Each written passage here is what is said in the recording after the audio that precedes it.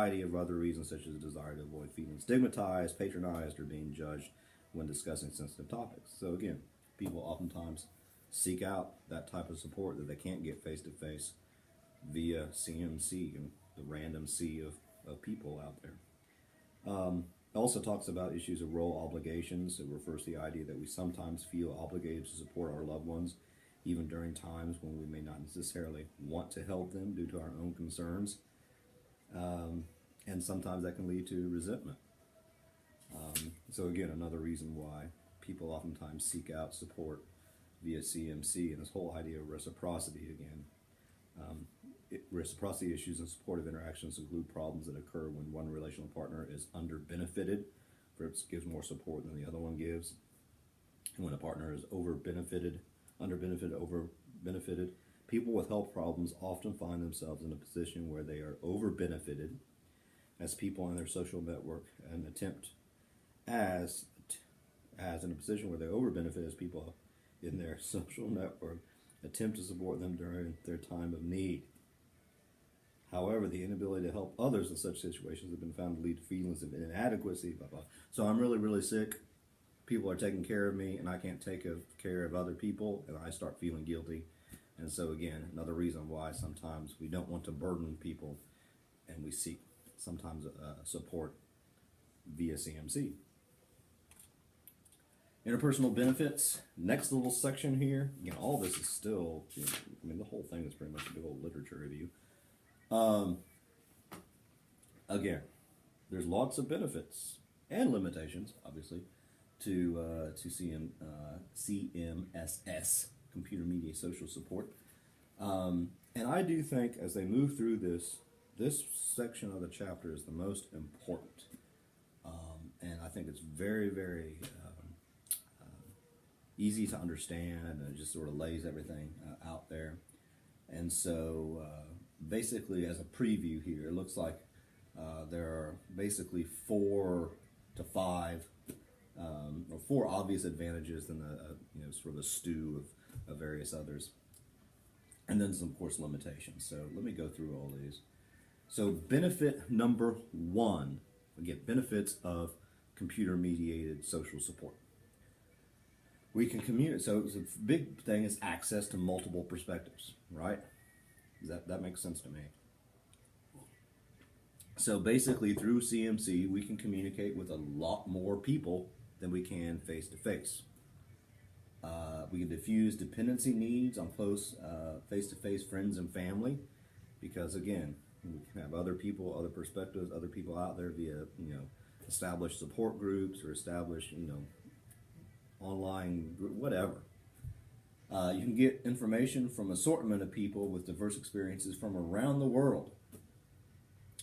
So you can basically get more information. You're not stuck in small town Oklahoma with the 2 doctors in town that and they learned surgery through reading the funnies in the newspaper. I've had only one surgery in my life, and I was a kid. I had my tonsils out. They say that's cool because you can eat ice cream afterwards. I couldn't eat ice cream; it hurt. Okay. Heterogeneous support versus homogeneous support. You know what heterogeneous versus homogeneous? Heterogeneous, lots of different perspectives. Homogeneous, sort of the same people, same perspectives over and over again. So again, more perspectives. Talks about in-group versus out-group. Bottom of page 141, I think, is of extreme importance. Basically, it says, as a result, participants can often receive more unique and novel viewpoints about the health issues they face compared to what they are able to obtain in traditional face-to-face support groups. This provides individuals with more opportunities for social comparisons with other individuals facing similar health concerns. This may help shatter perceptions of uniqueness when it comes to coping with health issues. Example, why me? Why did I get this disease? And allow individuals to examine their own problems vis-a-vis the issues other group community members are facing. So again, CMC and support groups and everything like that can be amazingly beneficial, because you get out of, the sometimes face-to-face is constrained when it comes to perspectives. I want to talk to more people with diverse perspectives about this. There you go, CMC.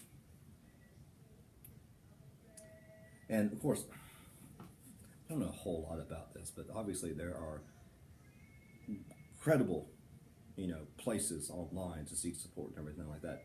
And there are places that, like little health sites, that you get random people from wherever, from Irmo or someplace, giving health advice. I mean, it's still, you need to be wary of all this, but at the same time, I mean, there's some really good stuff out there. Okay, benefit number 2, lack of judgment. Because I'm part of the disembodiment and everything like that, and they don't know who you are sometimes. So sometimes it's easier to discuss stuff, just like they said in Chapter 5, via CMC, than it is face-to-face. So sometimes it's harder to say things face-to-face. Increase anonymity, obviously. Reduce stigmas if health condition is visible. So that stigma that you might feel, not CMC. Nobody knows that you're in a wheelchair and on the computer. Reduces communication apprehension, it says. Self-disclosure seems less risky on CMC. So yeah, a lot of stuff that we've already learned. But that's the second big benefit, they say, of seeking this social support via the internet. 3, solid gold. Number 3, by Cool in the Gang. She's fresh, exciting. Coffee. Have I ever shown you my Muse? It's terrible. I bought this for a white, this is social support, for a white elephant Christmas party, where you have like little presents and then people can give them to other things. I thought it was funny. I found it at an antique store down the road, and stupid me ended up with the gift that I brought because nobody else wanted it.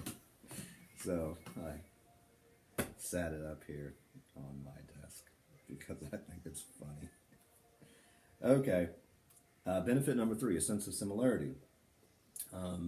There are benefits to feeling part of a larger community when you're dealing with some of the same issues, whether it be cancer or whatever. If you're part of this larger group, there's a sense of belonging. I remember I went, my mom has cancer, and I went went to have chemo. I didn't go have chemo. Hey, can I have some chemo too? I went while she was getting chemo. And it's really weird. I mean, it's if some of you probably have experienced this, but it's like a huge ass lounge, and everybody's sitting there and getting their chemo. But there's a sense of, there's some people talking, but everybody's there getting chemo. So there's like a weird sense of camaraderie. But in any case, but that's face to face. But what this argues is that you can also have that feeling via CMC. You get validation, concern from others facing the same stuff. Mediated social support with folks dealing with similar issues offers companionship, which can serve as a diversion, can elevate mood, reduce stress. Again, this is finding support online that you could not necessarily find face to face. Benefit 4, convenience. Sometimes it's hard to find local face-to-face support groups.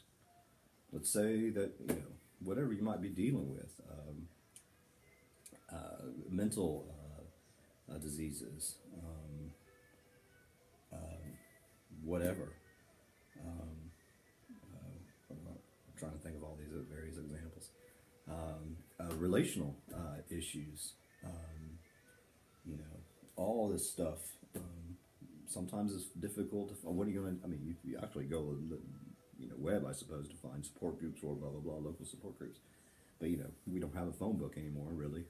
So, so sometimes it's difficult to find local support groups for such and such, and so sometimes it's easier to find that stuff online. Groups often feature both asynchronous and synchronous communication, so you can get real time or delayed support, so it's convenient.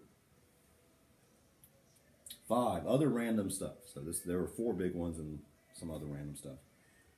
Expressing thoughts in writing has a therapeutic value, or even, but mostly this one. Can allow some psychological distance that might be helpful. Can reflect on what to disclose on. Again, this goes back to the very nature of the idea of CMC, that because it's not face to face, it's not right there. I mean, think about when you're at the doctors. I mean, they go rush you through like 2 minutes. And go, what? And you think of all the questions like 2 days later. Last bit I think is important. So bottom of page 142, and I starred this as well. I think I did. Moreover, recent research suggests that the act of sending affectionate messages and supportive online exchanges is related to reduced total cholesterol levels and cortisol levels. Cortisol, which is the stress hormone. I'm not a doctor, but I am. I once went to an antique store. I was in, not this one, but in Georgia. I lived in Georgia for a few years, and somebody overheard, "Hey, Dr. Munsell," and so the woman goes, "Oh, you're a medical doctor?" I said, "No, I have I'm a doctor of philosophy. I have a PhD." And she looked at me like, "Are you going to be a medical doctor?"